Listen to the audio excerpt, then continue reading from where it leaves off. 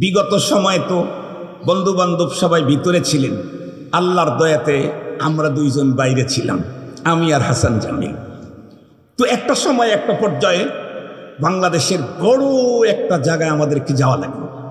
তারা আমাকে বললাম বলবো না, তারা আমাকে বলল, হুজুর আপনার যে চেয়ার তাতে আপনি তো বাইরে থাকার কথা না, কারণ হেফাজতে ইসলামের সহকারী মহাসচিব আর রাবেতার সভাপতি, রাবেতাই তো বড় জম। ওনারা বলতেছেন, আমি শুধু শুনতেছি, কারণ পয়গম্বরের ওই হাদিসের উপরে আমল করতেছি, মান সামাতা নাজা।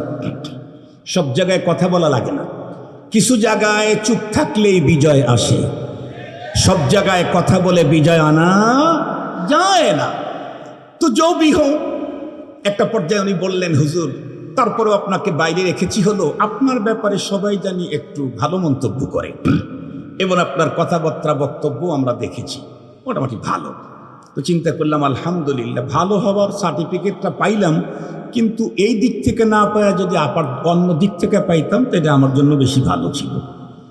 যাই হোক, সেই সময়ে একজনের সাথে দেখা হয়েছে যিনি মাত্র বের হয়েছিলেন।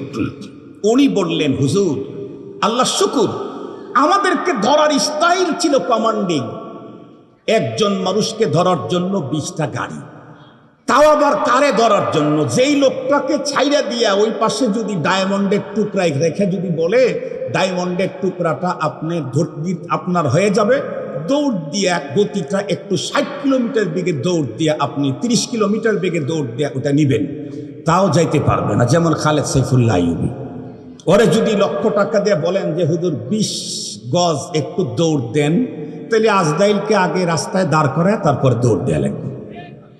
এটারে ধরার জন্য 20টা গাড়ি, এটাকে হাজির করার জন্য ডান্ডা বেরি, টোটালটাই জুলুমের উপরে জুলুম, ওয়াহনুন আলা ওয়াহনিন। মুহতারাম হাজিরিন, তারা বলল, হুজুর ভিতরে যখন ঢুকছি তখন দেখি কয়েদিরা আমাদেরকে দেখার জন্য উৎসুক ভিড় করে আছে। জেলখানার ভিতরেও মুসলিম তাওহীদি জনতা কয়েদি নিজেদের সুবিধা উলামায়ে কেরামদেরকে দিচ্ছে। 36শে জুলাইয়ের পরে যারা এখন জেলখানায় ঢোকে, জেলখানায় ঢুকতেই অন্য কয়েদিদের মুখ থেকে চোর চোর স্লোগান শোনা যায়। জিজ্ঞাসা করে দেখেন, একে তো বন্দি জীবন, তারপরে আবার এই জাতীয় স্লোগান, কত কষ্টে।